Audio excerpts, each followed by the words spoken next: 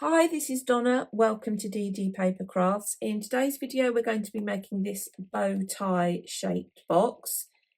This is actually 3 boxes. So the piece is 2 inches high. Each of the end sections is its own individual box, like so. And then we have the central section, which is also its own individual box, like so. So the central box is 1.5 inches square, 2 inches high, and these are 2 inches across, 4 inches at this widest point, and 2 inches high. I'll show you how to put the box together and also how to create this additional element on the top if you'd like this style of decoration. But I'll just bring in now a different version I've made. This was using thinner cut paper, pattern paper, so it was slightly easier to manipulate. So I was able to add a few small score lines in and start to create a pleated / gathered effect. And then by adding these 2 paper tails on, it obviously gives it more of a look of a hair bow design. So if you want to go for something like this, just consider the weight of the paper that you're going to be using for patterned if you want this look. This pattern paper was a 190 GSM, and I think this one, which I couldn't achieve the same creases in, is maybe around a 210. So without further ado, let's get started. Because of the way I've deconstructed the boxes, you can cut all of the pieces out of 2 sheets of A4 or US letter cardstock. We'll start with the 1.5 inch square box. Your first piece will be 6.5 inches times 2.5 inches, and along the long side score at 1.5, 3, 4.5 and 6, and on the short side score at 1/2 inch. So this is the 4 sides of the box and the tabs to stick the base on. For the base you'll need a square which is 1.5 by 1.5, and for the lid you'll need a piece which is 2.5 times 1.5, and along the long side this will be scored at 1/2 inch and 2 inches. I'll give you the pieces for the ends of the bow. So to make the 2 boxes, you'll need 2 pieces which are 4 inches times 2 inches, and along the 4 inch side, make a pencil mark at 1 1/4 and 2 3/4. So you'll do that on 2 pieces. Then 2 pieces, which are 4 by 2.5, along one of the 4 inch sides, mark at 1 1/4 and 2 3/4, and then rotate this piece so your pencil lines are over towards the right hand side and score at 1/2 inch. And then you'll have 2 pieces which are 10 3/4 times 3, and along the long side score at 1.5, 3 7/8, 7 7/8, and 10 1/4. Rotate to the short side and score at 1/2 and 2.5, and you'll do that twice. So each box for the end is going to consist of 3 pieces. So we'll start on the small 1.5 inch box. I'm going to fold and burnish along the score lines on all 3 pieces. Take your scissors. I've got my 1/2 inch glue tabs over on the left and my 1/2 inch glue tab in front of me, and I'm going to remove this bottom left hand corner and then take a wedge from this end tab to create the glue tab. And then we're going to cut up each of the 1/2 inch score lines up to the horizontal score line to create the glue tabs to stick the base square on, and then take a wedge from each of those. There are more steps to making this box because we're cutting more elements out, but it does create less wastage in terms of cardstock. So my box is going to be glued together like so. My lid is going to be sat in the back and will come forward into this direction. and I'm just going to add a finger notch with my circle punch into the side, which is going to be opposite the back. You can have this any way round you want, but work out where you're going to put your hinge, and then your finger notch is going to go opposite that if you're going to have one. Because this is a relatively small box, depending on how you put your notches in, before you cut your notch, you might want to add your pattern paper onto this side that's going to have the notch in it. So this piece would be 1 3/4 inches times 1 1/4 inches. So you might want to just stick that element on and then cut your finger notch through both pieces. That's entirely up to you. So that's the sides of our box ready.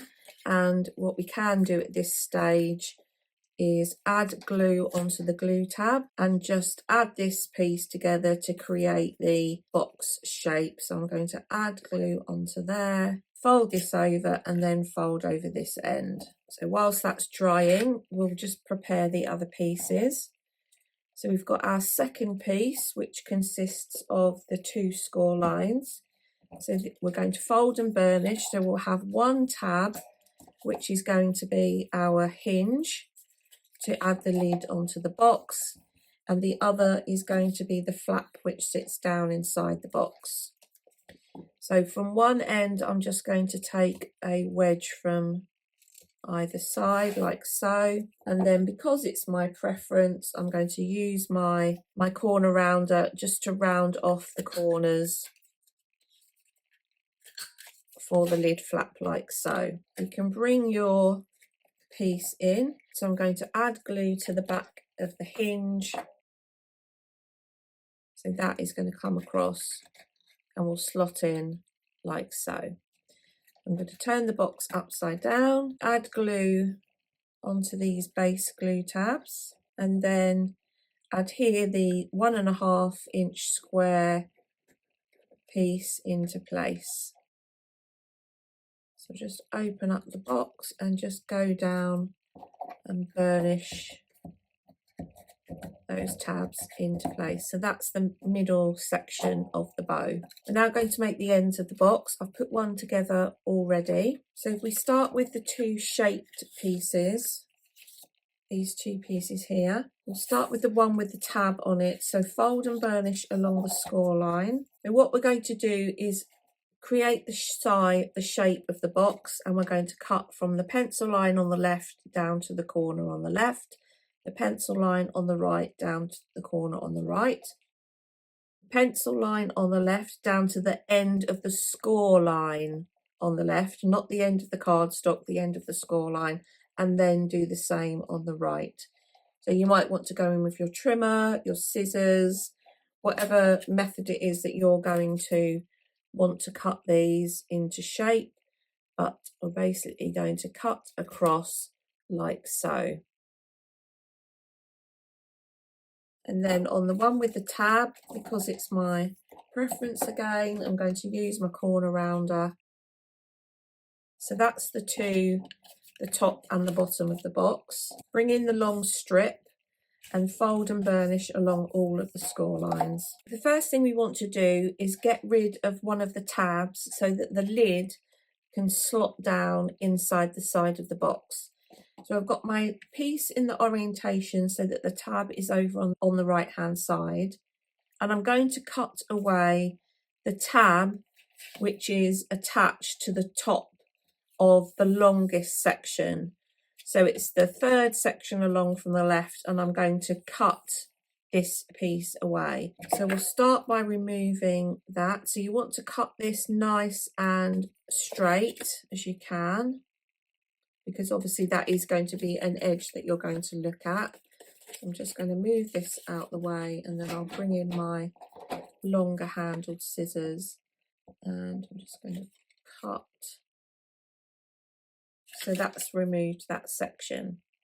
So we're going to treat this the same way as we did the side section on the smaller box. So I've got in the portrait orientation, and I'm going to remove both the left and the right hand intersecting squares, and then take a wedge from this end glue tab which is going to join the sides of the piece together. And then, as we did on the previous side section for the smaller box, we're going to cut up each of the 1/2 inch score lines up to the horizontal to create the glue tabs to add this piece onto the top and the bottom of the box. They're the base glue tabs, and now I'm going to bring this round, and these glue tabs are going to be the ones which will be at the top. So this end one here, this is what's going to have the lid adhered to it. So I'm going to take a wedge from there. And then these two longer ones are actually going to stay sat inside the top of the box. So if I open this one up, these are these tabs here. So just think about how you want to shape those. So that's our side sections. So I'm going to bring in this piece. So this is the piece without the extra 1/2 inch tab. I'm going to start by adding glue to the second section along. So I found it was easier to add the smallest section on last and join the sides up at the same time. You could, of course, glue this together as one piece and then sit the piece on the top, much the same as we did with the base. So it depends how you prefer putting this type of box together. So I'm going to sit that one on there like so, and then continue working my way around.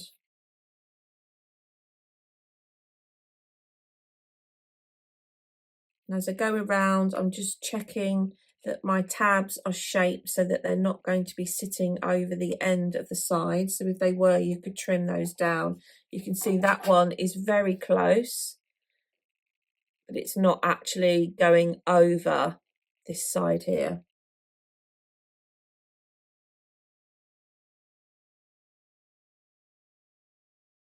And now I'm going to add glue onto both this end tab of the side strip and the remaining tab at the same time. So this is going to come over like so.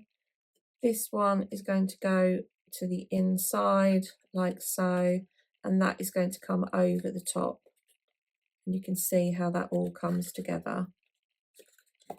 And then once I'm happy that I've got a good shape for that, and that's all where it needs to be, I can once again just go in and burnish down the tabs. So those sides are on there nicely. So you can see here, this tab is not quite the right shape. This is pushing this end, is pushing the front out. So I'm just going to lift that up and just take a little bit more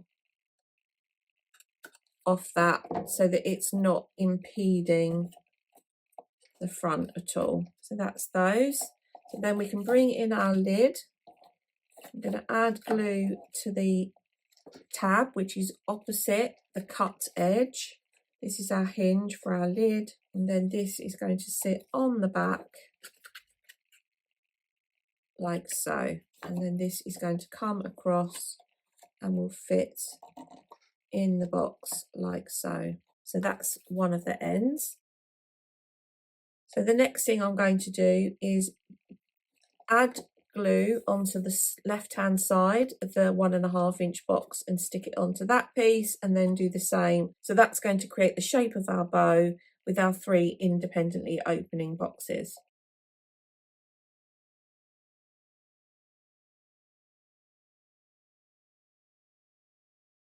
So you now want to go ahead with the decorations.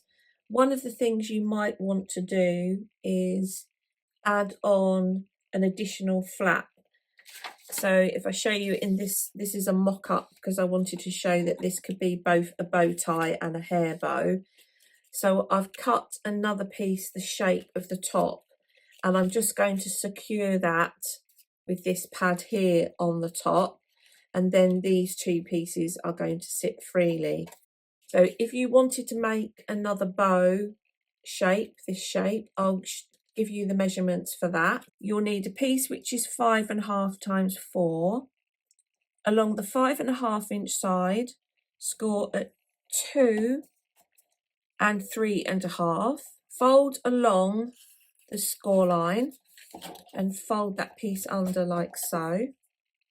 We're going to place that in the scoreboard and make a pencil mark at 1.25 and 2 3/4. Then I'm going to flip the piece round and fold along the other score line. Place the piece in the scoreboard and make a pencil mark at 1.25 and 2 3/4. So you'll have your piece which looks like this with our markings. All we're going to do is put this into the same shape as the lids. So you will cut from here down and then straight across and then up again. Do that this end. If you wanted to make it slightly smaller, obviously you might want to cut the shape out and then maybe trim some off. It depends what look you want to go for. So then you will cut this out and that will give you the bow shape, which you can just adhere to the top of the box with this middle section here. So I'm going to get on with the rest of my decoration and then I will come back and give you the measurements of the pattern paper that I have used. I'll give you the measurements for each of the pieces before I stick the second piece on, and then I'm just going to go through how I've got this puffed up look on the top. So we have the two pieces which are 1 3/4 times 1 1/4, and this is either side for the 1.5 inch box. The two end pieces are 3 3/4 times 1 3/4. We have four pieces which are 2 1/8 times 1 3/4, and then I've cut two pieces for the top. So these started out at 3.5 plus 1/8 across times 1 3/4, and I've then measured in from the left and the right 1 inch plus 1/8. And I've then cut, and that's given me this shape. What you might want to do is cut yourself a piece which is 3 3/4 times 1 3/4, sit that on the top and then mark where you want your angles, because I do often find that when you run into angles you do have to work in eighths, etc. So that's given me these two pieces on the top. So I have cut myself my additional bow. So I've drawn around one of the side sections on my pattern paper and given about an extra 1/4 to 1/2 inch all the way around to get my border and to help me create the puffed up look. So the more excess you have, the more puffed up you can make it look. You want to curve this in lots of directions, but I want to try and break the fibres to make it as pliable as I can. So I've moved it in this direction and then I've curled it over in this direction. So if you do that all the way around, you don't need to worry about the shorter side, but you want to start to curl these sides over. You might have a pokey tool, you can wrap it around to get the shape like so. So you get a similar shape, but it's got this raised element. Just check it and make sure that it actually fits on. So that's going to sit on there like so. And then what I've done is I've run tape around on this piece and then stuck that into place on top of there like so. So if I do that now, obviously you might be happy to have the flat one of this on top. You might not want to go to this additional effort, as it were. That's entirely your choice. I'm going to run that tape inside there.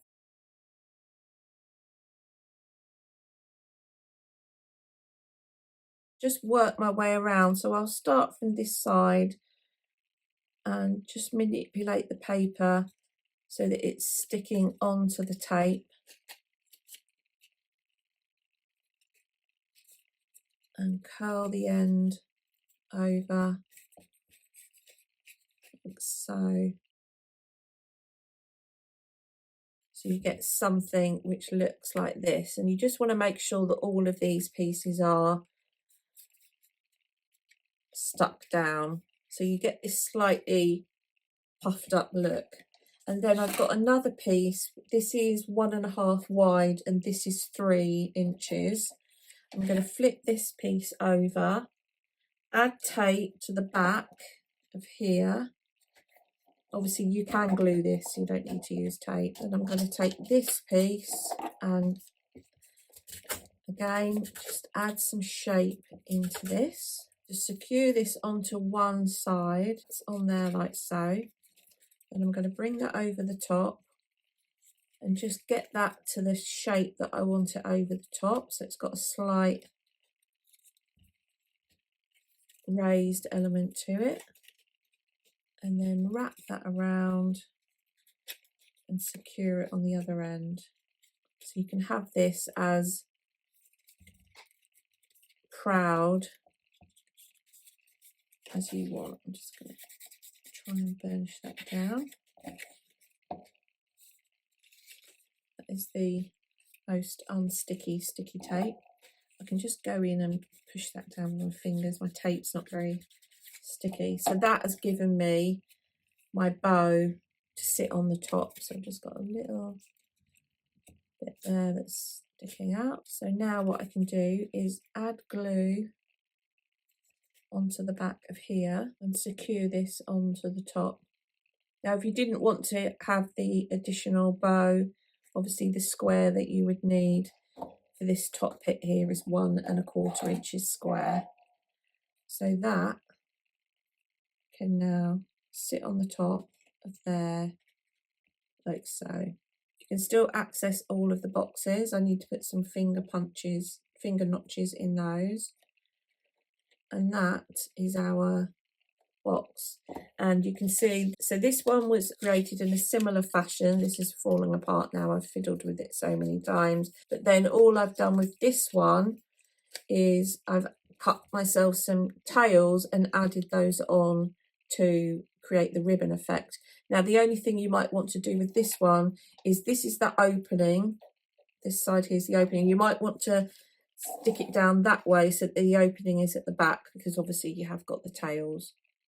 So you can create the same box and just have a more masculine look, and then maybe you want to create a more feminine hair bow style look. So there we have our finished project. Just make sure you don't do anything until all your pieces are fully secure in place.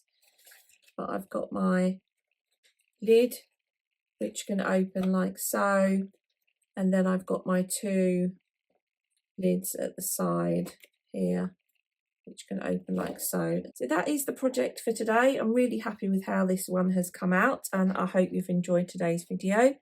If you haven't done so already, please consider subscribing to the channel, and until next time, thanks for watching.